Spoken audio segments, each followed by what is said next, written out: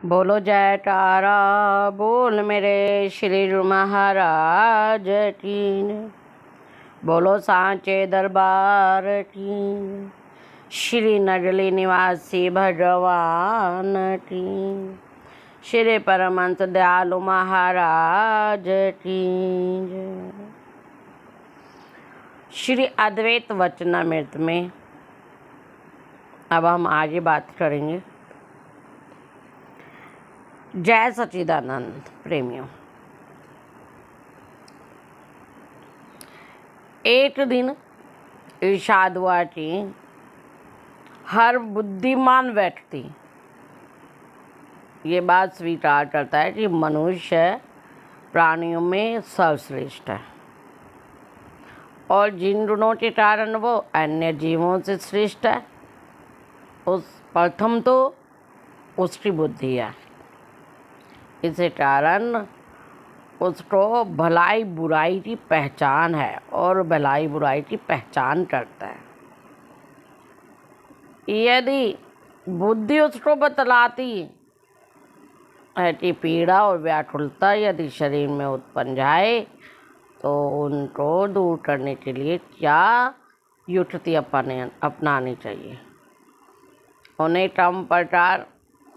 इस प्रकार से कम करना चाहिए, दूर करना चाहिए या उस कष्ट का निवारण निकालने की कोशिश मनुष्य की बुद्धि करती है। जब मनुष्य को किसी प्रकार का कष्ट प्रतीत होता है तो अपने आप को स्वस्थ समझता है। यानी जब कोई कष्ट नहीं होता और प्रसन्नतापूर्वक होता है तो वो अपने को स्वस्थ समझता है। जब किसी कारण से उसे पीड़ा और फिर बेचैनी व्याकुलता प्रतीत होती है तो वो अपने आप को अस्वस्थ कहता है, यानी बीमार कहता है अजीब सी तबीयत ठीक नहीं है, ऐसे कहता है। तो ये बीमारियां कई प्रकार की हैं प्रेमियों। जब से मनुष्य बना है तब से ही उसकी बीमारियां और तब से ही उसका इलाज करने विद्यमान है। पहले कौन डॉक्टर था? पहले के समय में प्रेमियों डॉक्टर नहीं थे। अब देखो मानव की बुद्धि ने ही कैसे कैसे इलाज सीखा और इससे श्रोकार भी नहीं, परंतु धीरे धीरे ये चिकित्सा प्रणाली पक्की होती गई। एक ये बात भी है कि मनुष्य के जिम्मे केवल यही कर्तव्य नहीं कि वो अपने शरीर का ही ध्यान रखे, बल्कि उसके लिए ये भी आवश्यक है प्रेमियों कि उसके आचार विचार भी ठीक हों। वह संसार में सुख शांति से जीवन व्यतीत करे। इस बात को हर व्यक्ति मानेगा। मनुष्य यदि खूब स्वस्थ तथा मोटा हो, यदि वह स्वस्थ और व्यक्ति सद्चरित्र हो तो उसके व्यक्तित्व से कई प्रकार के लाभ लोगों को मिलते हैं। जितना अधिक लाभ किसी व्यक्ति से दूसरे को पहुँचेगा उतना ही वह अधिक अच्छा और ईश्वर के दरबार में स्वीकृत तो होगा। ईर्ष्या अहंकार आदि चरित्र संबंधी रोग हैं। मनुष्य के मन की वह अवस्था जब कि वह संतुष्ट हो आध्यात्मिक स्वास्थ्य कहलाती है। जब उसमें अशांति हो तो ऐसा दिल बीमार दिल कहलाता है। हम अपनी अंतरात्मा से मनुष्य कर्म का भला अथवा बुरा होना प्रतीत होता रहता है। ये दूसरी बात है कि बार बार पाप करने के पश्चात दिल कठोर हो जाए और व्यक्ति प्रतीत ना हो। जहाँ शारीरिक रोग की चिकित्सा और उसके चिकित्सक विद्यमान है तो ये भी मानना पड़ेगा कि चरित्र संबंधी तथा आध्यात्मिक रोगों की चिकित्सा उसके चिकित्सक भी अवश्य होनी चाहिए।